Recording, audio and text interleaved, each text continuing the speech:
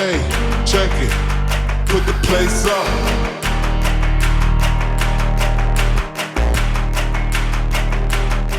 What's going on, folks, and welcome into the Sports Tree College Bowl Bonanza. I'm Connor Roundtree, your host as always, and I'm jacked up to be here today with our SEC, our very own in-house SEC analyst and expert, Aaron Ranson. Aaron, welcome to the new studio. Let's get rocking and rolling, baby. Yeah, thanks for having me, man. The studio looks great. I'm looking forward to filming a lot of content here.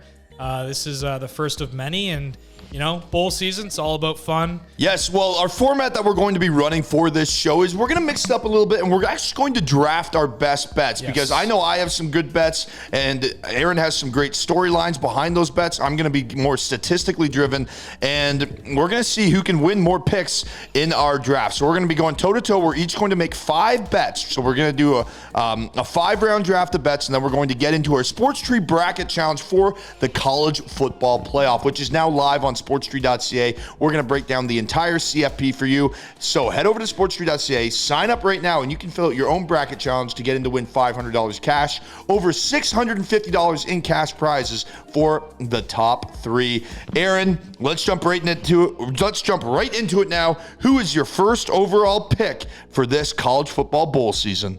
It's fitting. The team that did not get picked will be part of my first overall pick here in the first inaugural Sports Tree Bowl Game Draft. We're taking the Capital One Orange Bowl, Florida State versus Georgia. And some people are calling it the Orange Bowl. Pretty much everyone's calling it the Orange Bowl. I'm calling it the Prove It Bowl. Well, it's called the Orange Bowl. Prove it to me, Florida State, that you belong on the same field as a national champion in Georgia. That got me fired up. Prove it to me. I see all of these Florida State fans crying, saying, oh, like, we deserve it, we deserve it. Yeah, you beat my LSU Tigers. We had an off night. You were saying before we started filming, that you have some feelings on these Florida State fans as well. Well, I think it's a bit of a joke, right? It's an ongoing thing. It's like, okay, let's look at it from a business perspective. I feel bad for the players. Don't get me wrong. Those boys went out and they got the job done without Jordan Travis, without their best quarterbacks. Everything they were supposed to do, they did. They did it. They went and got the job done. However, this is college football. This is a multi-billion-dollar business. And if you think that you were going to compete without Jordan Travis against the likes of Texas, horns up, Michigan, Alabama, you're wrong. Washington, you're wrong. Oregon, you're wrong. They're not the same team. The committee got it right. Ron DeSantis, shut the fuck up. You're the worst governing body in politics in general.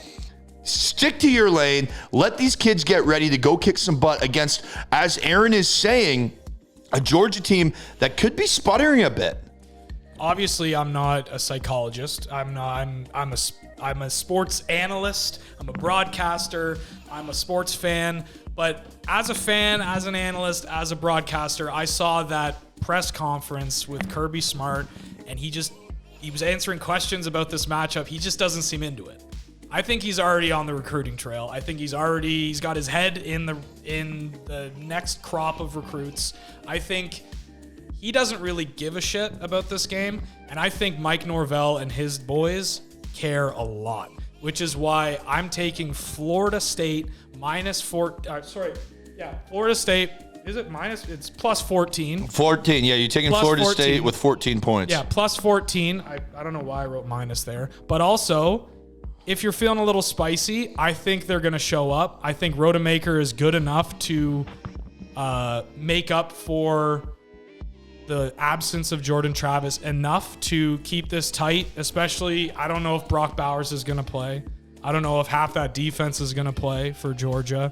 I think they're the definition of the championship or bust. I just think one team has a lot to play for, one team doesn't. And if you want to get spicy with it, take Florida State plus 4. Yeah, I think that's a great bet. That's not my pick for The draft, yeah. For the competition. You're taking them 14 with the plus 14. Yeah, that's one of my best bets too. I'm glad that I'm glad that you broke it down with with that storyline side of things. And one question I do want to bounce off you though is, do you think that Florida State has moved past the distractions? Because remember, they were talking about boycotting the game. They boycotted the first press conference for the game. Maybe Kirby Smart was looking at his phone going, where the hell is our opponent? So this game is on, what's the date of this game? The 30th. So that's 3 weeks away. Yeah, I think they'll be over. I think they're going to get Mike Norvell. You think Ron DeSantis will be over? No, but I don't think he's on the field. So. Oh, God, I hope not. He'll trip over his ears. I think in 2.5 weeks, I think Mike Norvell will prove that he is a legitimate coach. He went undefeated this year. I think he's going to get his boys going.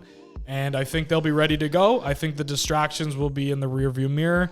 And yeah, that's why I'm picking Florida State. Well, 14. I think that's a fair way to transition into my first pick. He talked about getting the boys going. I'm talking about getting Boise State going as underdogs, baby. Coming this Saturday, it's the Starco Brands LA Bowl, whatever the hell Starco Brands is. UCLA, Boise State. 4-point. There were 4-point dogs. Give me the points with Boise State. This is two programs trending in opposite directions. UCLA is falling flat on their face. Latu, what was his name again? It's Latu. See, I can't enunciate it as well. He's going into the draft, so he's not going to be playing. And you take in the fact that Spencer Danielson and what he's been able to do with this program at Boise State, winning 4 consecutive games, going out and winning the conference, the Mountain West Championship, and they have Ashton Genty, who's going to play. Their star running back is going to be playing in this game. UCLA has scored 10 or fewer points in 3 of the last 4 games. Their QB, Dante Moore, has entered the transfer portal. This is a spot for the Boise State Broncos to make some noise. And you know what? The official pick is the +4, but if you want to get spicy with it, as Aaron said, take the underdog. I like the underdog as well, just flat out, whatever the value may be. Yeah. So, as you said, UCLA has a problem scoring, right? Yeah, 10 or fewer points in 3 of the last 4 games. They also have a very good defense. And Chip Kelly, say what you want about how he did in the NFL. He should have got fired. You got fired. No, I said he should have. Okay. I was about to say, what? Are you breaking news to me right now? He's a very good college football coach. And I think it would be safe to take the under here. It's the over-under's 49 in this game. What'd you say UCLA was averaging, what? Just 10? They've scored fewer than 10 points in 3 of the last 4 games. So essentially you're betting... Now they're without their quarterback. Yeah, so essentially you're betting on a quarterbackless team with a great defense playing against a group of 5 Mountain West. Good team. Good Solid, team. Hey, a team trending in the right direction. As I came into this, the first thing I said was this is 2 teams trending in opposite directions. Yep. I like the way Boise State is going right now, as you're alluding to. And But are they score 30-plus points against this defense good? No. But they don't need to be. But exactly. And that's why you take the under. Yeah, well, give me under 49. I'm taking Boise State +4. Yeah. Aaron, second round pick. It's time. We're getting into it now, ladies and gentlemen. It's time for the second round pick from Mr. Aaron Ranson. So where are we going? A theme to my picks. Like we said, I love the stories. Bowl season's fun. These storylines are fun. I like Liberty against Oregon here. Bo Nix says he's going to play. This is the Verbo Fiesta Bowl, one of the major bowl games in the history of college football, the Fiesta Bowl. Quack. Liberty, as is tradition, one of the group of 5 teams to get a New Year's Day game. And they're going to be going up against before the Pac-12 championship, one of the favorites to be in the playoff here. And I think that's a reason why Bo Nix has decided to come back and play. He wants one more game with his boys. But again, we were talking about this off camera. I think Bo Nix wants to put a little more tape out there, right? For sure. I think he's looking at an NFL draft right now that is stacked with quarterbacks. Since 2018, the Josh Allen, Baker Mayfield, Lamar Jackson draft, I don't think we've seen draft that has been this stacked with quarterbacks. The Trevor Lawrence draft was pretty good. Pretty good. Trevor Lawrence. I mean, Zach Wilson, say what you will, but then Justin Fields, I guess, actually Honestly, looking back. I'd take the Burrow draft over that. Yeah, because Trey Lance is not backing up, and Mac Jones is not it. I would take Burrow, Don't Herbert, you dare say anything about Justin Fields. Burrow, Herbert, and Tua over that draft. But I'm talking about those five quarterbacks going in the first round in 2018. I think we're looking at a similar draft this year. I think there's going to be there's a lot, especially in the NFC, there's a lot of quarterback needy teams. There's Caleb Williams, Jaden Daniels, your Heisman Trophy winner. Bo Nix. Caleb Williams, Bo Nix, Michael Penix Jr., who we'll talk about later. Drake May. Well, we're going to be talking about Caleb Williams later, too. It's stacked, this draft, and I think Bo Nix is looking to add a little bit more on tape, and that's why I think in this one, I'm going to take the over, because I think Bo Nix is going to be putting up points, and Liberty, sneaky 13-0 team. There's a reason why they're playing in this game. They're 13-0, and they're averaging over 40 points a game in those games. So I think you gotta bet on Oregon putting up at least 30 against a group of 5 team. And then I think you're also looking at a team that averaged 40 to put up at least 20. If my math's correct, which it sometimes isn't, but it is this time, that's 50 points at least. And we're betting on 65.5. I think they get there. I think they get there. I think I like, it's a little bit riskier, and I'm going to take some risks because, again, we're having fun. I like a shootout, and I like a shootout in this one. Yeah, well, just look at Oregon's production, right? This team drops 40 points against essentially everybody. They dropped over 30 points in their 2 biggest games of the year against Washington. Offense is not the problem for this Ducks team. I like that. I back that. I would take the Ducks to win, though. I was pretty high on the Ducks this season, as you know, and I think they are one of the premier teams. I still think they're a top 5 team in college football, and I think they can go out and make a statement. My second overall pick. We're flying from Los Angeles to the Las Vegas Bowl. And the most boring bowl game of the year, probably. But that's why we're taking the under. I'm sorry I'm doing this to you. Under 41.5 between Utah and Northwestern. Look, Utah is under their 4th string quarterback. Bryson Barnes, gone. Nate Johnson, gone. Mac Howard, gone. All hit the transfer portal. Leaving who? I don't even know who. It doesn't even matter who. They're on their 4th string quarterback. And then on the other side of the ball, Northwestern, Ben Bryant also hit the transfer portal. He's out of the game. Utah's defense has been consistent all year. They've held 8 of their 12 opponents to under 21 points. That is awesome. They rank top 10 in rushing defense and third down defense. And again, on the other side of the ball, Northwestern ranks top 25 in passing defense. And we said that the Utes are going to have their 4th string quarterback. My point is the under. And I think, drop the mic, because I do agree with you. Anytime you have a Big Ten West team like Northwestern, it's pretty safe to take the under. It's not a very offensive conference. Offensive to my eyes because I hate watching their games. But it's not offensive in terms of scoring points, which is why I agree with you on the under. And I agree you're going to have to pour a couple beers if you want to watch this game, which hopefully you will be doing because it's bowl season, baby. Let's have some fun. And the under for sure. I'd like to disagree with you. I love disagreeing with you on these things, but I can't. We'll get into that later. Right now. I can't. Yeah. That's a great pick. See, this is the thing with the early draft.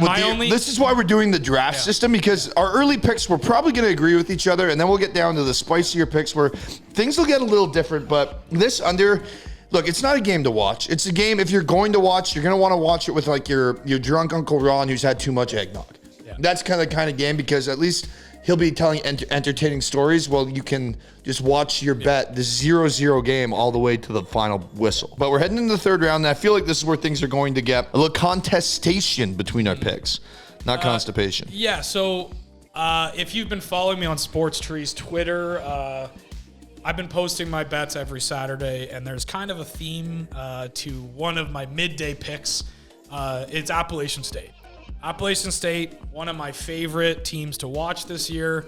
I don't know why. I feel like college football has so many teams that I think if you're a college football fan, you just tend to latch on to certain teams, just like, they're playing this game. I love App State. I love their quarterback, Joey Aguilar. He's electric. He didn't even start the year as the starter. He came in as the backup, and now he is the school's record holder for yards, 3,546 yards on the year, 33 touchdowns on the year. Only 2 quarterbacks have more touchdowns this year.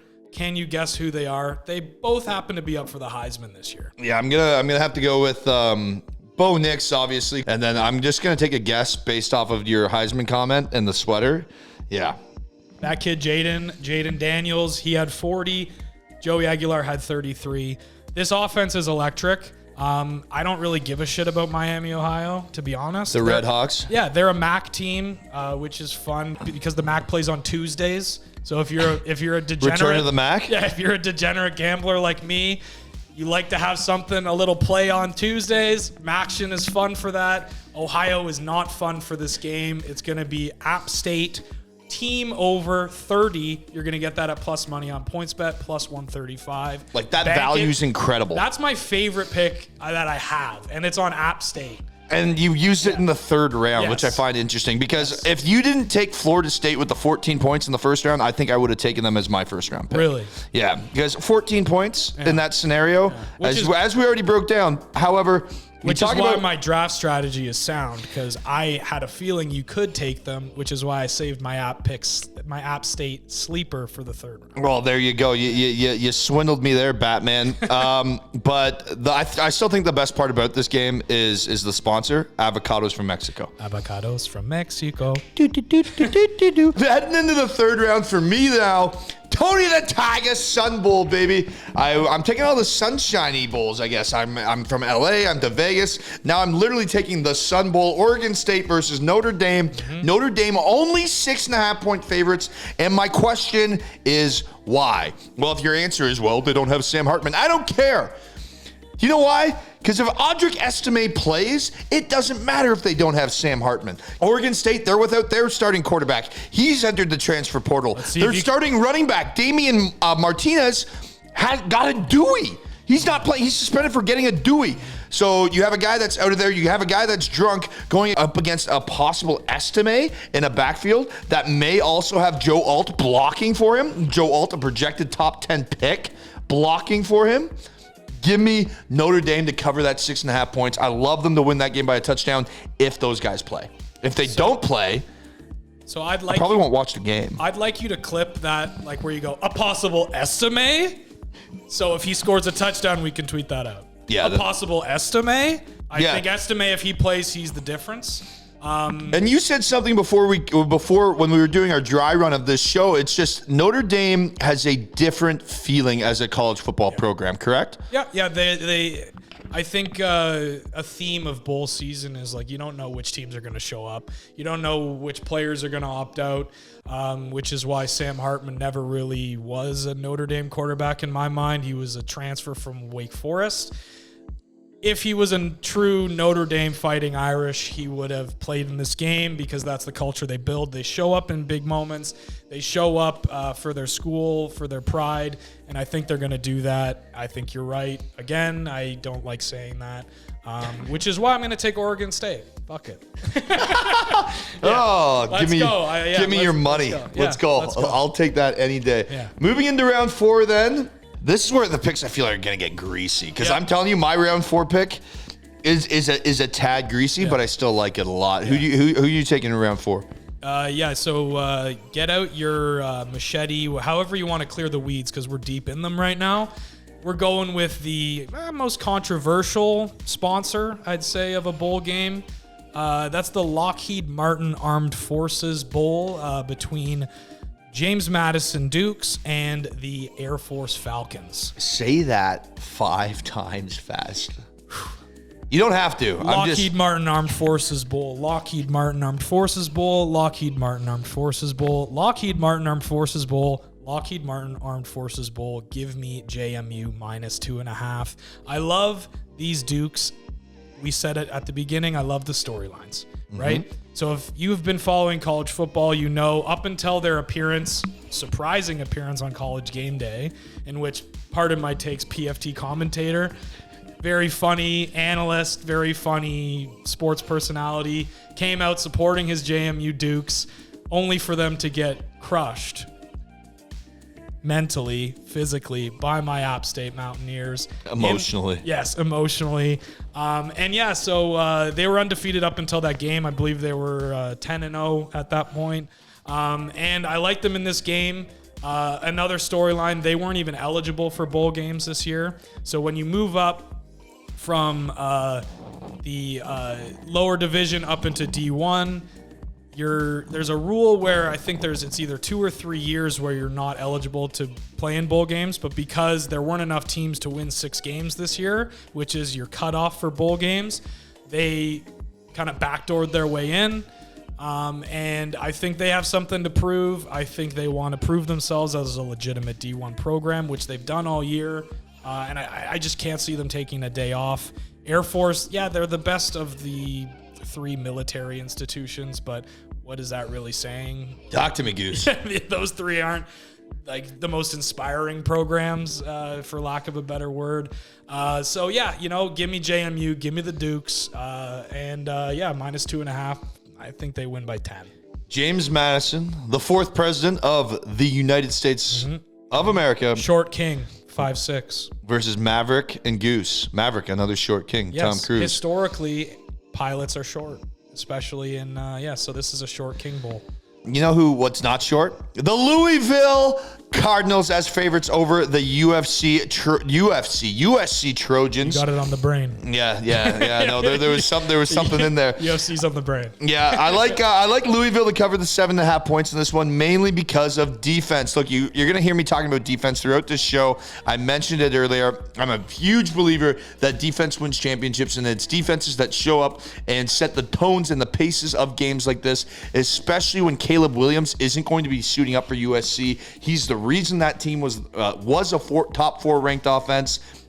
Now, without him in the lineup, they're going to be relying on their 125th ranked defense that gives up 34.9 points per game.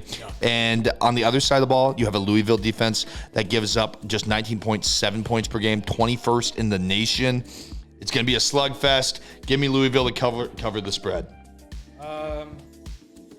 Yeah, I agree.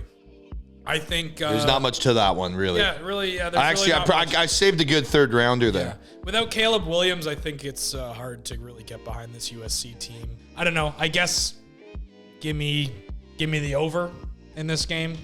Without Caleb Williams, give me the over for fun. Cheer for points. It's a game I'm going to watch. I've been betting on Louisville all year. It's a game I'm going to watch. My betting strategy, maybe it's not the soundest in terms of winning money sometimes, but it's fun. I like to bet on games I'm going to watch, and if I don't have a feeling here or there, I bet the over, and that's what I'm going to do.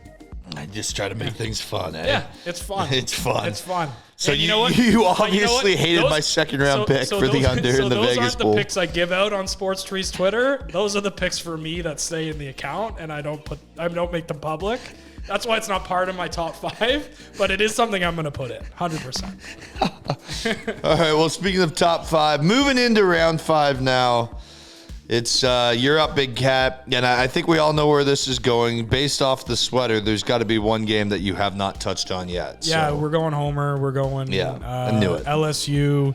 We're going the ReliaQuest Bowl, historic bowl. Everybody knows the ReliaQuest. Whatever the hell that is. Everybody knows the ReliaQuest. What in the hell is even that? And that's why you have 2 premier programs in your LSU Tigers and your Wisconsin Badgers going head-to-head on New Year's Day. Good programs. No less. Great programs. Underwhelming seasons. But I think everyone saw LSU pivot kind of after that Alabama game to let's just win Jaden Daniels the Heisman. And he did it. Mission accomplished. But he's also saying he might play, which is kind of weird for a guy that's definitely going to go in the 1st round. I like the energy out of him. I wouldn't do it if I were him. But, Not recommended by the agent, lawyer, or analyst. Yeah. But hey, man, do you. Even if he doesn't play, Garrett Nussmeier is a very capable 5-star quarterback out of high school, very highly recruited. I believe he was a top 3 quarterback in his recruiting class. So we're in capable hands. We've seen flashes from Garrett Nussmeier in those kind of relief fourth quarter blowout games. The late shift. Yeah, the night shift exactly. guy. Yeah, he was Michael Keaton from the night shift. Exactly. Yeah, he was very good. We still have really good receivers, great offense. So, I mean, I love LSU minus 10.5. I don't think you love the points, but I'm a homer, so I'm going to take the points. I think it's fair to say Luke Fickell didn't have the start he really was anticipating in Wisconsin coming over from Cincinnati. But at the same time, I think this is a game where he could step up, maybe cover the spread. I don't think he wins. But if he has a good showing, he can give Badgers fans a little bit more hope that what he was selling coming into the season may actually come to fruition. Yeah, for me, I'm gonna go against you on this one, and I'm gonna take the Wisconsin Badgers with the 10.5 points, mainly because, as you hit, they're a proud program, and earlier this year they held OSU to a 24-10 performance. Pretty solid defense. It's been a disappointing year. Yes. For Wisconsin. And the one thing that could salvage it is a victory over a program, as you alluded to, a top program in LSU. Despite LSU having a tough season, I do think this Wisconsin team Two can of the go last out. 5 Heismans. Yep. National title 2019. You're not gonna cover the points against Wisconsin. That's what matters, baby. Give me Wisconsin with the 10.5 points to break his heart. I think this one we're gonna put some side bets on me against Connor. There's gonna be some side bets going on. There's gonna be a couple of them, especially when we break into the I know what's coming. My 5th round pick, I actually like the Cotton Bowl, and I like Missouri this year. So let me tell you a story about Missouri. Back-to-back seasons of 6-6 football. Things aren't looking too good. This year, they enter the year, no real expectations. Go 10-2 with their only losses to Georgia and LSU. They beat the likes of Kansas State, Kentucky, and Tennessee. This Buckeyes team is in a free fall, right? They were the number 1 ranked team, lose to an interim coach against Michigan, follow the college playoff. Ryan Day mouthing off as always, one of my most disliked coaches in all of college football. I can't wait they just lost to their fade. Yeah. Oh, yeah. Another one. Kyle McCord's gone. Smell ya. Yeah. I can't wait to fade this Buckeyes team. I'm going to fade this Buckeyes team. Give me Missouri. Dash 130 on the money line. Let's go. I love it. You're a spread guy, too.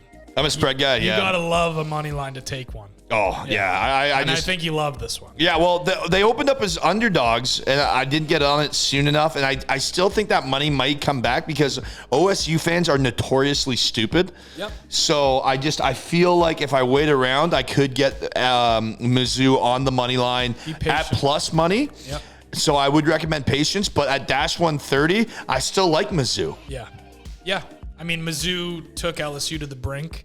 They've been putting up This is their Super Bowl. They've been putting up 40-plus points on very established programs, and that's what you have in OSU. I do think they are in a tailspin a little bit. They're losing their quarterback, who was, for a rookie quarterback, not as bad as people are making him out to be.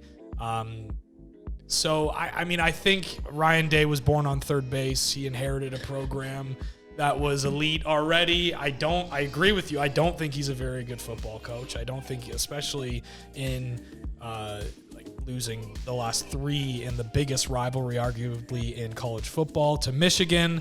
I don't know how they're not calling for his head already. He's on the hot seat for sure. Yeah, but I tend to agree with you, but I'm going to take the over again because this is it's just the recipe for it.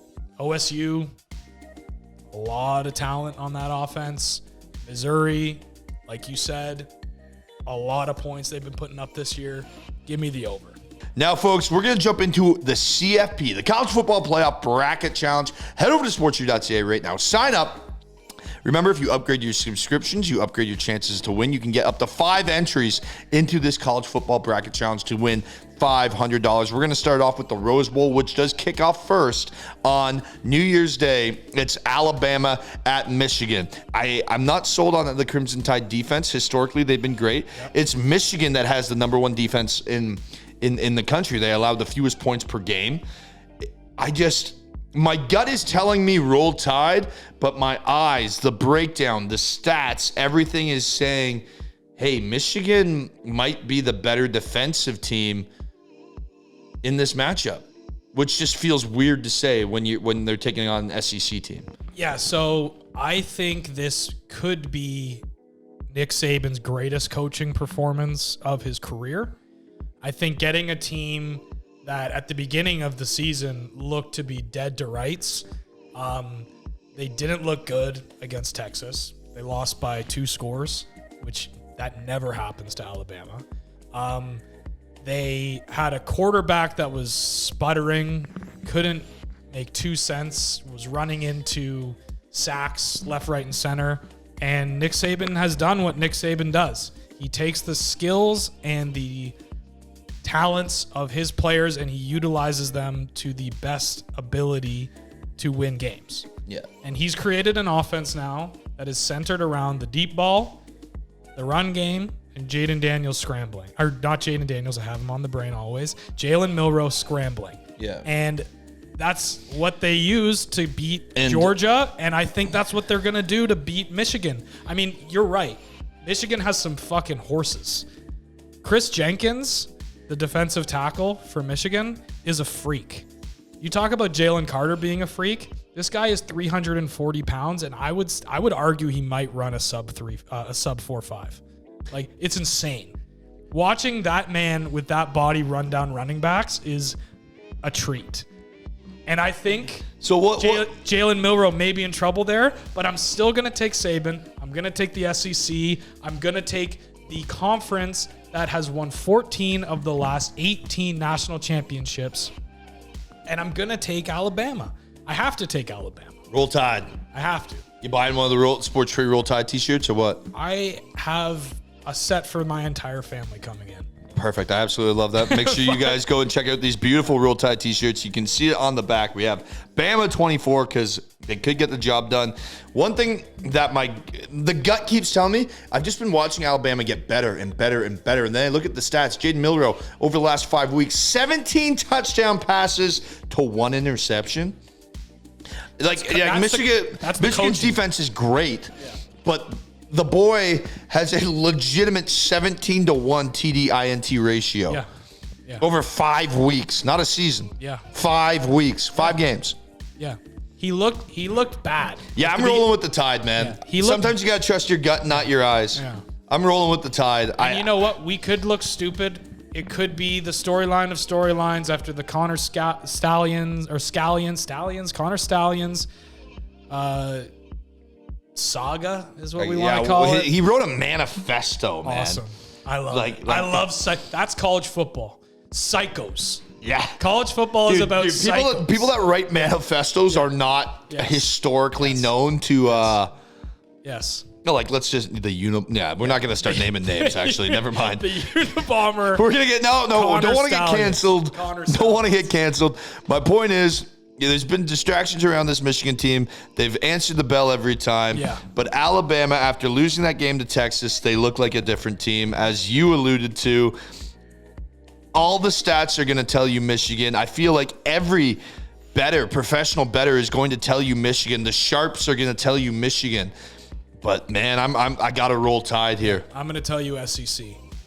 SEC until proven otherwise. Yeah. SEC. The SEC expert takes the SEC team. What a surprise there. But no bias. No, none. Zero at all. And then, so we both have Alabama advancing to the final. It's the Sugar Bowl next, Washington and Texas, and we're going to throw the horns up. I'm throwing the horns up. Both these teams rank top 20 in pass efficiency. Washington owns the 80th ranked third down defense, however, and the 120th ranked passing defense. Texas has recorded 13 touchdowns in the past 2 weeks. Quinn Ewers, baby. Time to shine. I think they have that. I think Texas has the edge in the rush game too. They allow the 4th fewest rushing yards per game in the nation. I think this is the Longhorns all day. Horns up, baby. Horns ride. Let's go. Horns down. They beat your SEC team. Horns down. They dominated Alabama. All day, horns down. In Tuscaloosa. Give me the Huskies. Give me the storybook. Give me the undefeated team. Give me Michael Penix Jr., future first-round pick. Give me the best receiving core in college football. That I will agree with. With Rome Odunze and Jalen McMillan. Give me the Huskies and give me them straight up. Give me the money line. I love the Huskies in this game. I wish we could get an Alabama-Texas rematch. It's just not going to happen. It is going to happen. It's just not going to happen. It is going to be The Michael only Penix reason Jr. is going to be the best-dressed man at the Heisman Trophy ceremony. Did you see that purple suit? Flash it up for the people. Yeah, Flash it up for the people right We'll here. That suit was electric, and he's going to be electric in this game. He didn't win the Heisman, but he's going to win the Sugar Bowl, and he's going to go to the national championship to take on the Alabama Crimson Tide. Nah, man, you like your sweets too much. That's not happening. That Sugar Bowl prediction is not happening. Tooth. Dude, Texas is just they seem like the team of destiny to me. This is a very big gut pick. And to be honest with you, the only reason I don't see Alabama playing Texas in the national championship is if Michigan beats Alabama. That's how confident I am in these horns, putting the horns up. Yeah, man, this Texas team, I've been watching them all year. I've been betting lots of money on them this year, as you guys can see on Sports Tree. We've been going toe-to-toe with Texas this year a few times. Yep. And, man, watching that team and doing what they did, I bet them on the money line going into Alabama as a home run shot. I bet them with the points as more of a professional bet, as we broke down here on the show. I just think this Texas Longhorns team has a chip on their shoulder. I think Quinn Ewers is one of those guys that isn't in that elite quarterback conversation that will look at that and be like, hey, maybe I should be here. Look what I've been doing, guys. I'm still producing a top 20 passing offense in college football. I think this is a spot where the Texas Longhorns go out and shut up a lot of haters because people love to hate on Texas. For sure, yeah. People love to hate on Texas, but it's well-deserved. Texas fans are annoying. Texas fans think they're back every year. They may be back this year, but they're back to the 2000s, the early 2000s. I'm not going to say like Vince Young is playing quarterback by any means. However, so my one thing about Texas, you're right. They've looked great this year, but I haven't seen them win in those shootout type games. They lost to Oklahoma in the Red River rivalry. That's Shootout. And I think this is going to be a shootout. I think both offenses are great. Adonai Mitchell for Texas, very good receiver. Quinn Ewers, very good quarterback. Rome Odunze, very good receiver. Michael Penix Jr., very good quarterback. So obviously, it's going to be a shootout, and I like Washington in shootouts because they've won every shootout that they've been in this year. Texas has lost them, and that's why I'm taking Washington. And I think you should follow my lead, folks. Come on. The run game is going to make a huge difference in this one. Just look, I get how good Washington's pass attack is, but if you literally cannot run the ball and you don't have to stack the box, you can cover a lot of field with 6 DBs back there. Yeah, I mean, I guess we're gonna have to see because this is the most. Neither of us are giving ground. This is definitely the most contested pick ever. It's a 64. This is the over 64. I also love that. I do like the over. There's the one thing we can agree on. I'm over heavy in this entire podcast and this entire coverage but I love overs. I love betting points. This season has just as long as you don't love the season's been an overfest. As long as you don't love the over in UCLA. in the Las Vegas Bowl, the Utah Northwestern game where I took the under 41.5. No, then I'll be happy. I took the over in that just to spite you. I think if you go back and listen, I'm pretty sure you did. Yeah, I think just for fun. Yeah, just cause fuck it.